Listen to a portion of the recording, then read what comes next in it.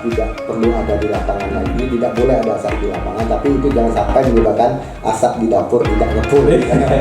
Karena berbahaya. Bahaya. Jadi oke, kita masyarakat sepakat nggak terbakar lagi lahannya, tapi jangan sampai asap di dapurnya enggak. Jadi alternatif itu mengharuskan kita memikirkan itu. Jadi restorasi gambut bukan berarti mematikan kegiatan ekonomi.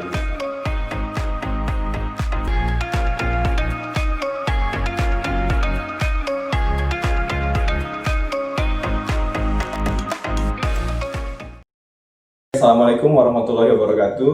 Selamat siang Sobat Jika Lari, kembali lagi podcast Jika Lari hari ini, ruang diskusi dan berbagi untuk para penggerak. Episode kali ini kita bersama Bang Muslim Rashid.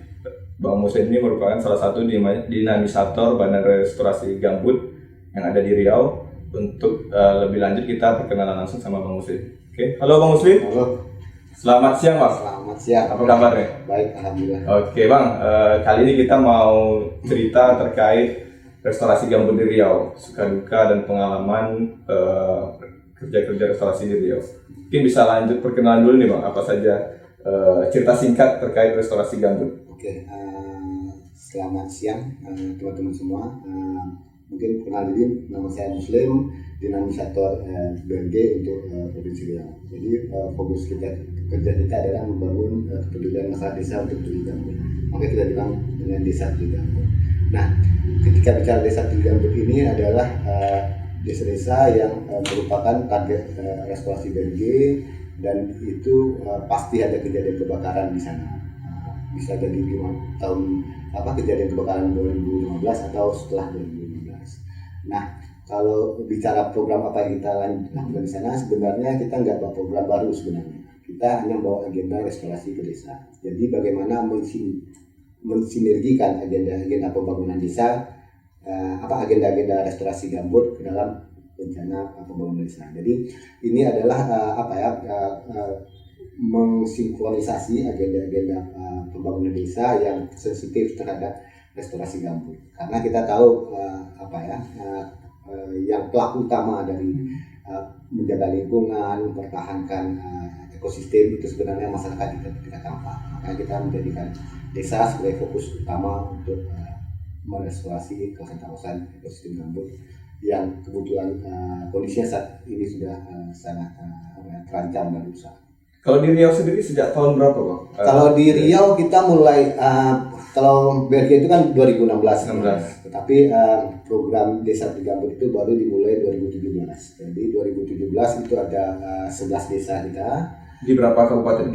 Ada di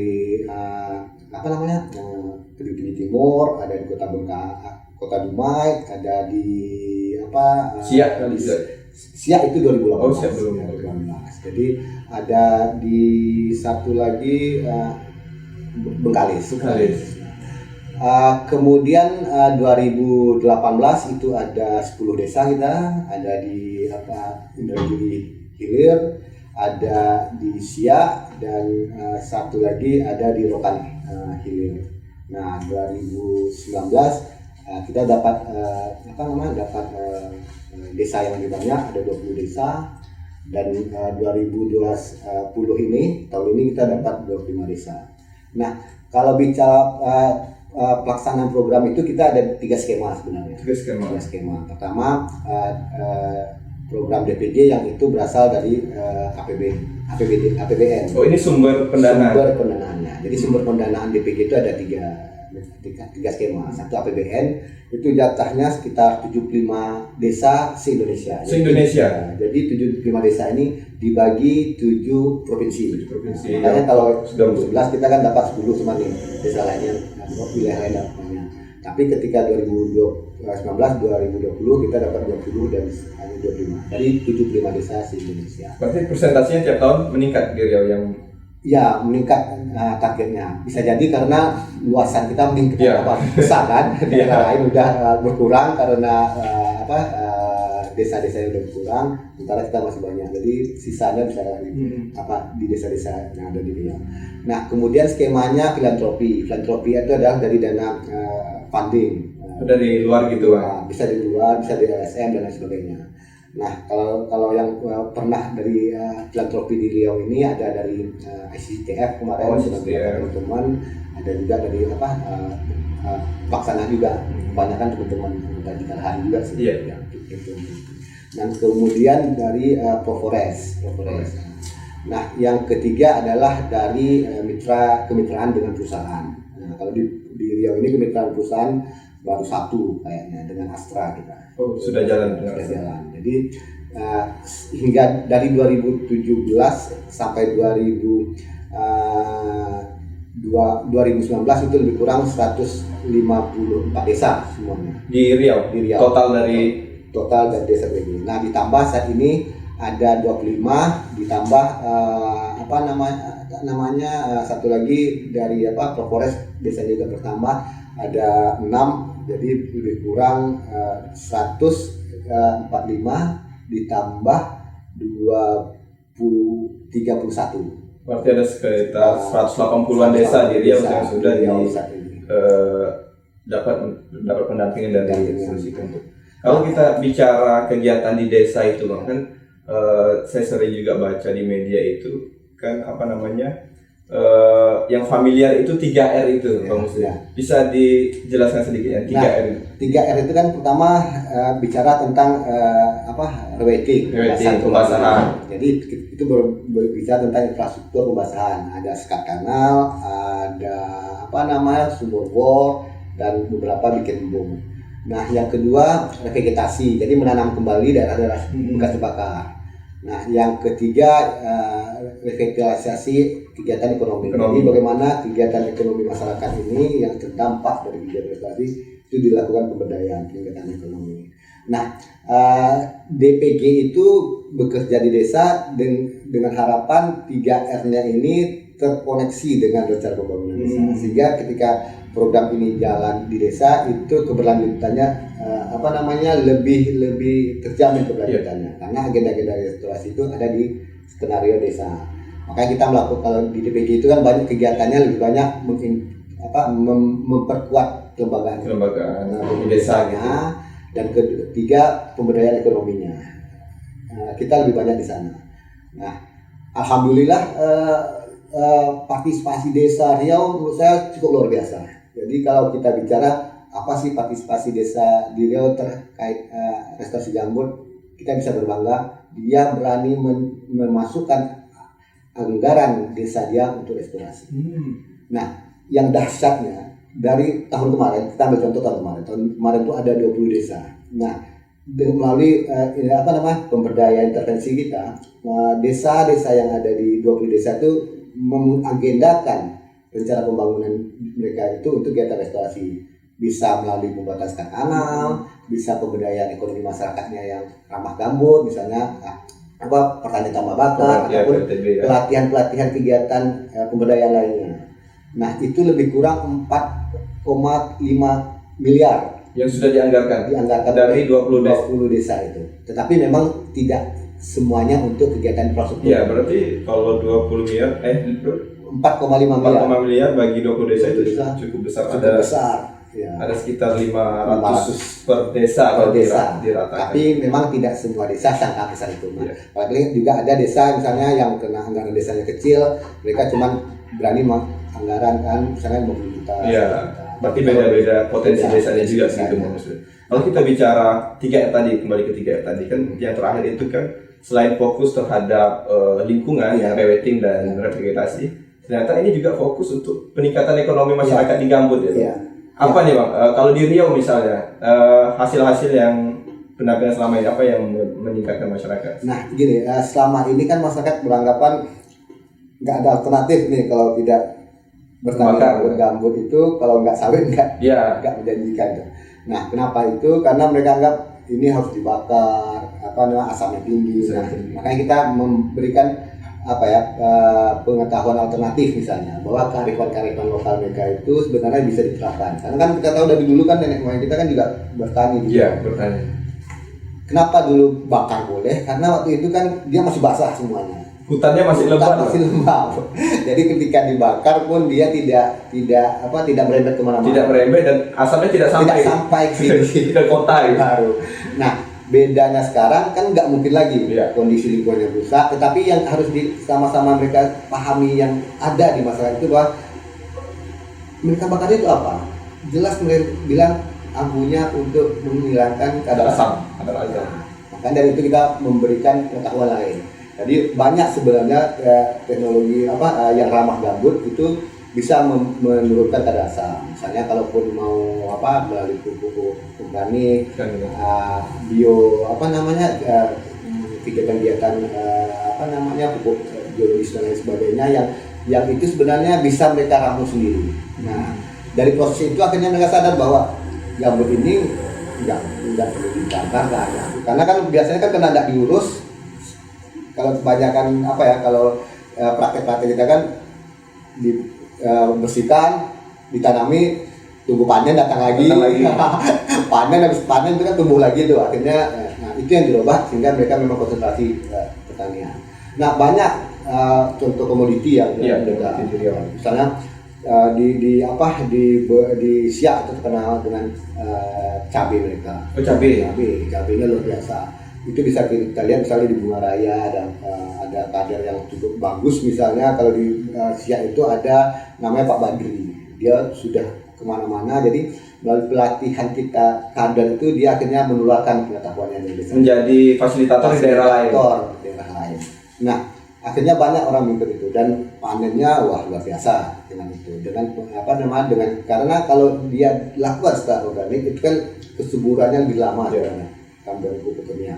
Nah, begitu juga misalnya kalau di Bengkalis itu banyak kader-kader kita yang sangat bagus misalnya. Kalau di daratan itu ada Pak Kodil, kalau yang di kalau di pulaunya itu ada Pak Ismail. Produknya apa dong? Tadi cabai, kalau di sayuran. Pak Ismail itu sangat luar biasa malahan kalau kita ambil contoh Pak Ismail. Jadi dia pertamanya itu dia merasa tidak yakin dengan tanah gambut mereka, akhirnya dia kan mencari tanah mineral karena kan dulu dia masih gabut nih, bakar nggak boleh karena dia punya sempat ditanyain lah, bukan ditahan sih tapi sempat diinterogasi polisi gitu. Akhirnya dia nggak berani nanamnya, melalui pengetahuan yang dia dapat soal lapang akhirnya mereka berani buka itu dan hasilnya luar biasa. Nah, akhirnya dia mengorganisir masyarakat kelompok taninya itu, yang dia ngasih nama kelompok taninya menarik, itu memanah. Jadi dia kenapa memanah? Karena akhirnya dia bilang memanah itu ada singkat dari memahami tanah. Jadi menurut saya ya, dari situ filosofinya dijelaskan dia bagaimana memahami tanah. Nah, alhamdulillah sekarang mereka berani membuka lapak di pasar Bengkalis. Iya, menjual sayur-sayuran. Jadi setiap hari mereka memanen semua hasil kelompoknya itu dan dipasarkan di pasar Bengkalis, dan dia dengan bangga di kedai dia itu hasil produk desa Peduli Gambut.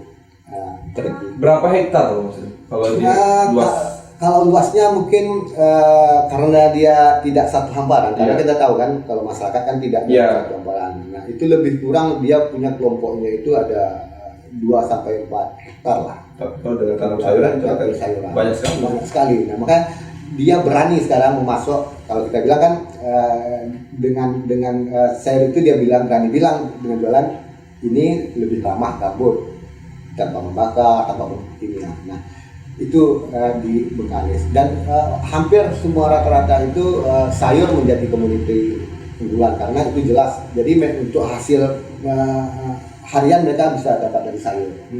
Kemudian yang agak panjang mereka bisa dapat dari dari jahe, dari cabai. Jahe ini jahe merah maksudnya? Jahe merah. Nah, ada cerita menarik sebenarnya tentang jahe merah ini. Jadi misalnya di Rock Hill namanya itu saya lupa dampingan di desa Karyatani. Pertama mereka nggak yakin dengan pengetahuan yang bahwa gambut ini bisa dikelola dengan ramah gambut. Akhirnya dia coba dikit. Akhirnya ketika waktu itu dia buka 25x20 ditanaminya jahe. Dan kebetulan ketika dia ada 2019 dia PPG-nya. 2020 otomatis kan orang di corona gitu. Dan dia panen jahe waktu itu, dan jahe kan jadi primadona. Yang salah satu yang saya juga konsumsi jahe dari awal. Dari harga normalnya 20.000, pasca corona bisa nggak sampai Ya. 80.000 tuh Ya. per kilo. Nah, dari hasil itu dia panen dan itu orang banyak sekali butuh itu, dan dia nggak, yang menariknya dia nggak jual langsung jahenya, dia olah menjadi bubuk jahe.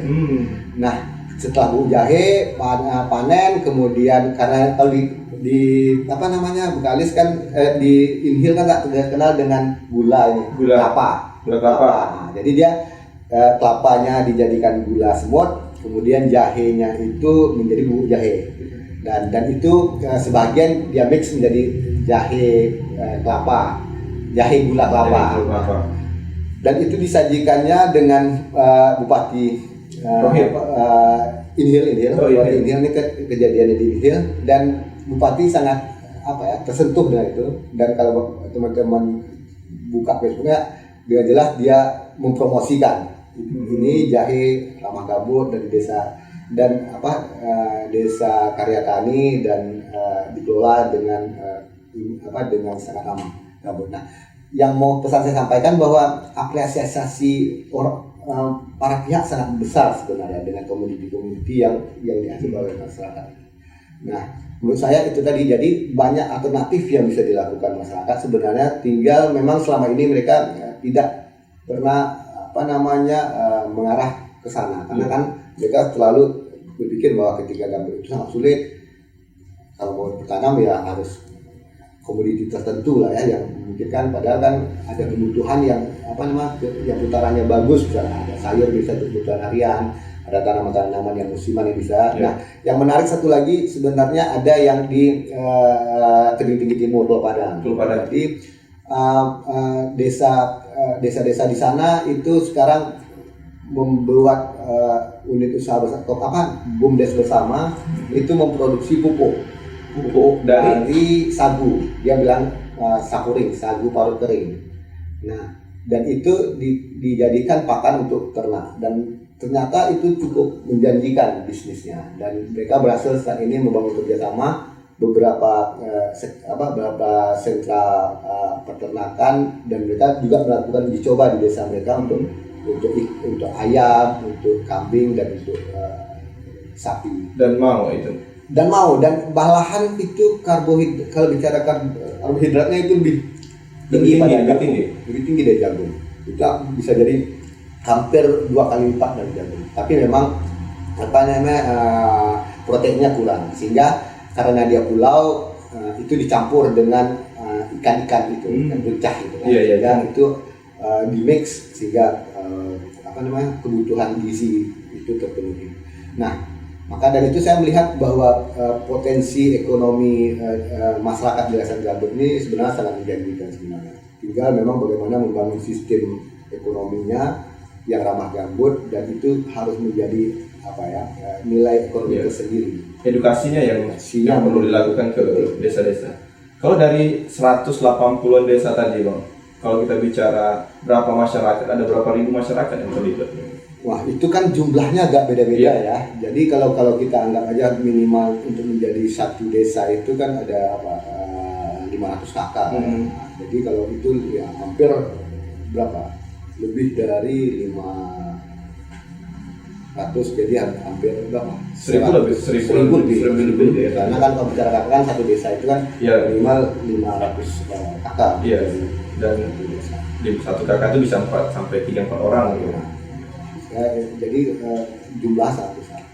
Kalau data pastinya saya lupa, tapi itu ada di dokumen-dokumen desa juga kita. Jadi salah satu bentuk dari kita melakukan penguatan kapasitas kelembagaan desa itu adalah salah satunya mendorong desa adanya profil desa.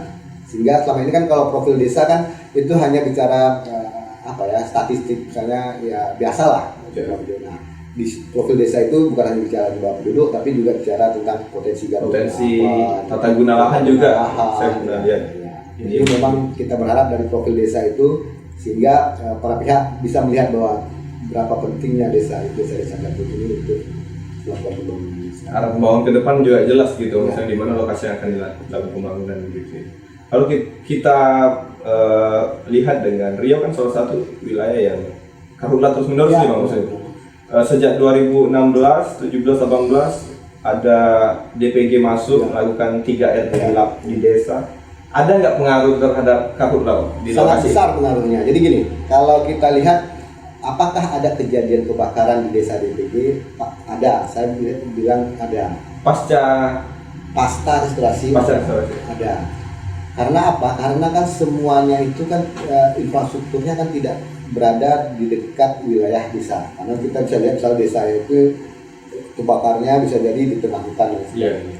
Nah, yang saya mau sampaikan, apakah ada penurunan? Sangat besar penurunan. Jadi misalnya dari desa yang saat ini ada 154 desa 2019 kan sampel 2019. Dari 154 desa yang 2011 itu tidak lebih dari 5 desa yang terbakar di tahun 2019. Nah, kemudian kalau kita lihat desa yang kebakaran itu, apakah dia berada di kawasan pembangunan infrastruktur? Enggak, itu pasti kebakarannya terjadi itu paling dekat itu adalah hampir 10 kilo dari pembangunan infrastruktur. Jadi nggak ada yang berdekatan dengan pembangunan infrastruktur kanal. Kenapa? Karena memang beberapa infrastruktur kanal itu memang kita melakukan karena dia terintegrasi dengan pembangunan desa. Jadi di agenda desanya itu memang didorong untuk adanya patroli dan sebagainya. Dan memang ketika desa itu ditunjuk jadi desa tergabut, jadi bicaranya bukan hanya sekedar bagaimana adanya kegiatan restorasi BRG melakukan F1, F2, F3, tapi bagaimana desa menjadikan kegiatan restorasi ini menjadi agenda desa. Sehingga kita sangat berkeyakinan bahwa mereka lebih sustain sebenarnya untuk bicara tentang restorasi lain, karena itu masuk dalam agenda Indonesia. Kalau begitu berarti memang ada pengaruh ya maksudnya. Tapi walaupun yang terbakar itu di daerah-daerah yang baru yang belum dilakukan kerja restorasinya dilakukan di lokasi terbakar sebelumnya dan itu tidak kembali terbakar, tapi kebakaran di lokasi baru. Nah, karena kan ketika bicara kebakaran itu kan tidak bisa dilihat dari satu faktor ya. Karena karena kan kebakaran itu kan kalau kita lihat teorinya kan 99% itu karena orang, dan kena orang pasti kena ada niat sebenarnya. Dan kita bisa lihat bahwa kalau apapun kegiatan kita lakukan di kanal basah pun, kalau mereka membakar ya dibakar aja. Nah, jadi kita melihat bahwa dampaknya sangat signifikan sebenarnya dengan desa Priok. Jadi karena apa? Karena dia menjadikan agenda itu bukan agenda BRG, tapi itu menjadi agenda desa. Itu menjadi kata kuncinya sebenarnya. Dengan kondisi saat ini maksudnya pandemi saat ini, apakah kerja restorasi di desa itu berpengaruh? Nah, itu yang sangat berpengaruh sebenarnya. Jadi kan kunci dari desa Peligambut itu adalah pendampingan. Nah, kita sangat tersiok-siok sebenarnya untuk tahun 2020 ini. Karena apa? Karena kalau kita bicara pendampingan APBN itu kan dimulai di bulan Maret nih. Karena ketuk palu baru Januari, Februari baru cair anggaran, dan para pendamping desa itu baru bisa turun Maret.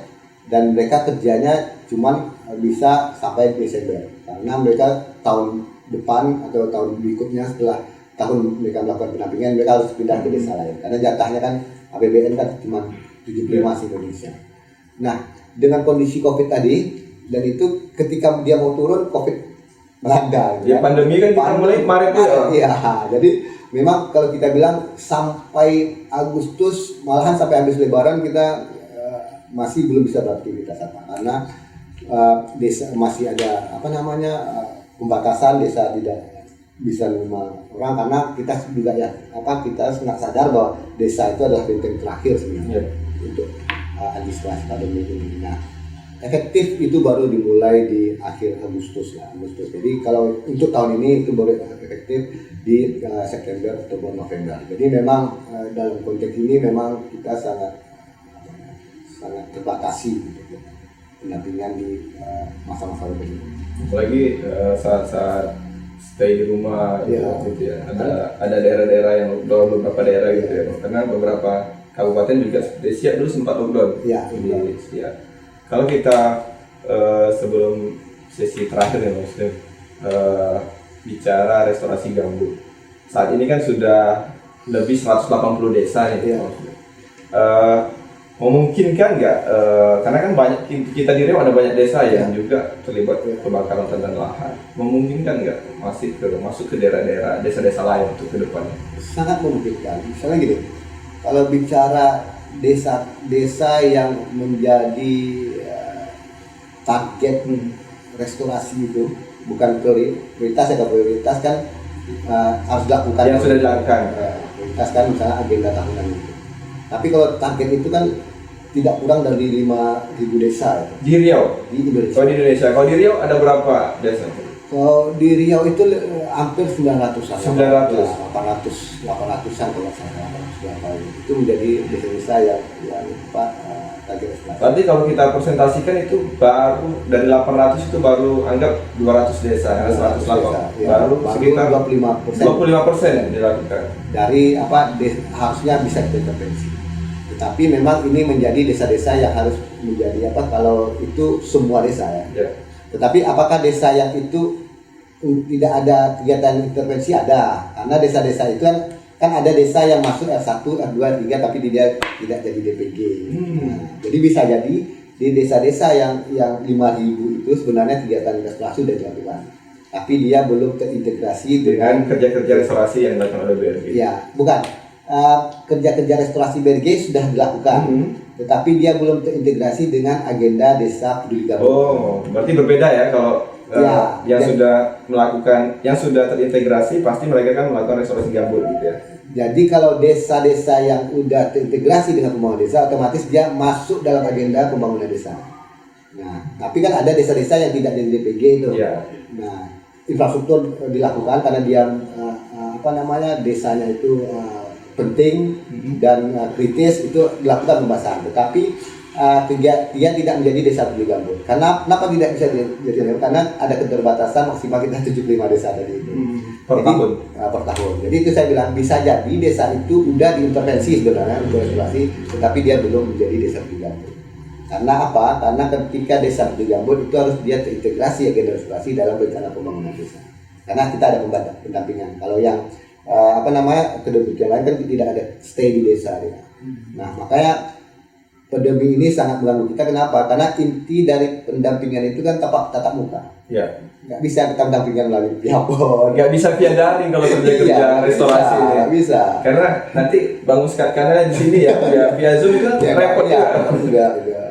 Apalagi misalnya Pak ini kalau mau bikin peraturan desa kayak gini kalau nggak dampingan kan nggak repot. Jadi kan menggali potensinya juga agak sulit. Jadi maka kita bilang bahwa tahun ini memang kita sangat kerepotan dengan kondisi. Pendekatan emosional juga sangat penting sebenarnya, karena maka saya bilang emosi pendampingan tahun lalu itu pasti berbeda dengan emosi pendampingan tahun ini. Karena intens ya maksudnya. Kalau sekarang agak intens. Karena maksimal mereka kan kalau kita lihat kan paling Agustus itu ada di akhir tuh. Kalau kita bilang fullnya September, Oktober, November, dan Desember 4 bulan. Dari agenda biasa itu 10 bulan kita intens ngobrol dengan mereka.